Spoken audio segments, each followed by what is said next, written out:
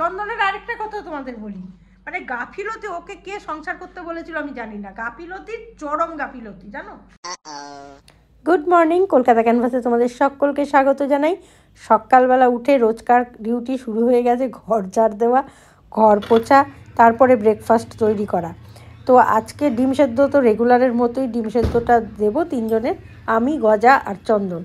আর এছাড়া একটু তো চা করব, আর সেরকম কিছু না, আর বাইরে থেকেই চন্দন সবটাই নিয়ে আসে, কাজে খুব একটা অসুবিধা হয় না। আর আমি দেখো ঘর পরিষ্কার করি না নিমাইল দিয়ে, কোনো গন্ধ হয় না জানো। সকলেই বলে যে বাড়িতে একটা পেট রয়েছে, কিন্তু তোমাদের বাড়িতে সেরকম কোনো গন্ধ হয় না। এই লাইজলটা আর এই নিমাইল, এই দুটোকে একসঙ্গে মিশিয়ে রোজ আমি ঘর মুছি, যার জন্য আমার ঘরে কিন্তু সেই অর্থে কোনো গন্ধ নেই। তো যাই হোক, আজকে ব্রেকফাস্টে পরোটা, ঘুগনি, ডিম সেদ্ধ, আর সঙ্গে রয়েছে রসগোল্লা, আর অবশ্যই এক কাপ চা। চাটা অবশ্য চন্দনই খাবে, আমরা আর খাবো না।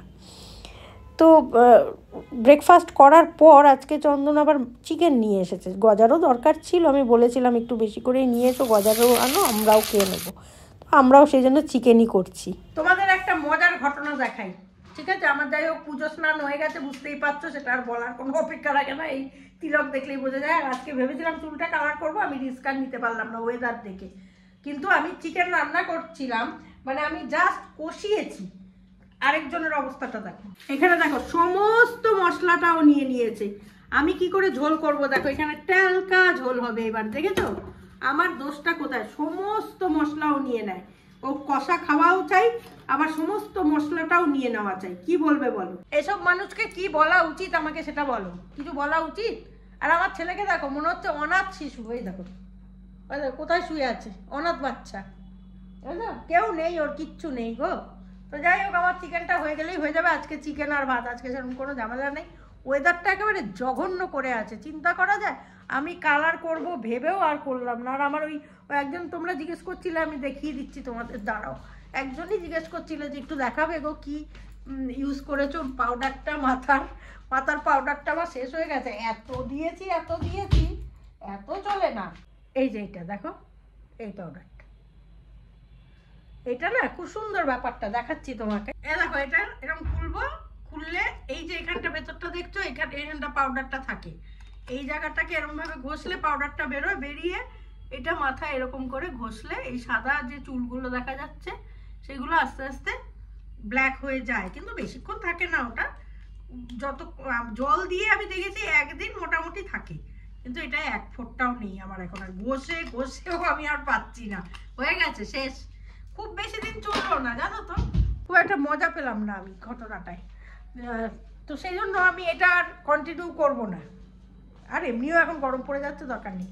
চন্দনের আরেকটা কথা তোমাদের বলি, মানে গাফিলতি, ওকে কে সংসার করতে বলেছিল আমি জানি না, গাফিলতির চরম গাফিলতি, জানো। কি অন্ধকার লাগছে না ঘরটা, দেখো কোনো মানে হয় ওয়েদারটার জন্য, জানো তো। ইলেকট্রিক বিল জমা দেয়নি, লোক চলে এসছে বাড়িতে ইলেকট্রিক অফিস থেকে, তারপরে দৌড়েছে। এখন আমি পুজো করছি, দেখি উল্টোপাটি করে দৌড়চ্ছে, মা আমি একটু দিয়ে আসি বুঝলে বিলটা। আমি তখন বলছি কি, কেন মনে মনে ভাবছি ও কি বিল জমা দেয়নি, না দেয়নি। চিন্তা করতে পারো, এই হচ্ছে, এইসব লোক নিয়ে আমি সংসার করছি। ও দৌড়েছে এখন ইলেকট্রিক বিল জমা দিতে, কি বলবে। তারপরে দৌড়ে এসে নিজের খাওয়াটা গুছিয়ে নিল। আমার মাটা এরকমভাবে বসে আছে বলো, এখনো খায়নি, দেখো বসে আছে, এই তো জামাইয়ের জন্য বসে আছে, আর জামাই গুছিয়ে নিল এসেই। ঝোল আমার টেলকা হয়ে যাবে, মশলা নেই। তো যাই হোক, আমি খেয়ে নিই, মানে আমরা খেয়ে নিই। রান্না তো কমপ্লিট, ওদের খাওয়া দাওয়া কমপ্লিট। ভালোই হয়েছে বলছে, কি ভালো হয়েছে, কাটিয়ে দিয়েছি বলছে, দেখা যাক কি হয়েছে। তো এবার আমি খাবো। আমার মেনু সাজানো হয়েছে আজকে, ভাত আর চিকেন আর চাটনি টমেটোর, ব্যাস আর কিচ্ছু না। খাওয়া দাওয়াটা করি, খিদে পেয়ে গেছে। কাঁসার থালা কিভাবে পরিষ্কার করি এই কথাটা একজন জিজ্ঞেস করেছো, আমি পরে বলে দেবো নিশ্চয়ই যে কিভাবে পরিষ্কার করি। তবে ওরা যেটা বলেছে যে কোনো তেঁতুল ফেতুলের দরকার নেই, কিন্তু আমার মনে হয় একটু তেঁতুল দিলে চকচকে হয়। তো যাই হোক, আমি বলবো সেটা ডিটেলসে পরে নিশ্চয়ই বলবো। তো ভিডিওটা আজকে আমি এখানেই শেষ করছি। যদি ভালো লাগে তাহলে অবশ্যই লাইক শেয়ার কমেন্ট করো। প্রত্যেক দিনের দিনলিপি যা করি তাই তোমাদের সঙ্গে শেয়ার করি। জাস্ট ওই হয় না, পাশাপাশি বাড়িতে কথোপকথন হয়, কাজের মাঝখানে মাঝখানে ফাঁকে ফাঁকে আমাদের ব্লগিং, রেগুলার ব্লগিং যেটা, সেটা প্র্যাকটিক্যালি কিন্তু সেটাই, জানো তো, যে কাজের ফাঁকে ফাঁকে একটু তোমাদের সঙ্গে গল্প করি, পাশাপাশি যেরকম কথা হয় সেরকম। তো সেরকমভাবেই আবার আসবো আগামীকাল নতুন ব্লগ নিয়ে। ততক্ষণের জন্য সঙ্গে রাখো, দেখতে থাকো তোমাদের একান্ত প্রিয় পরিবার, কাছের পরিবার, সব্বার পরিবার, গজার পরিবার, কলকাতা ক্যানভাস। মনশ্রী সেনগুপ্তর একটা গান গাই আজকে। হ্যাঁ, আজ বিকেলের ডাকে তোমার চিঠি পেলাম, রঙিন খামে যত্নে লেখা আমার নাম।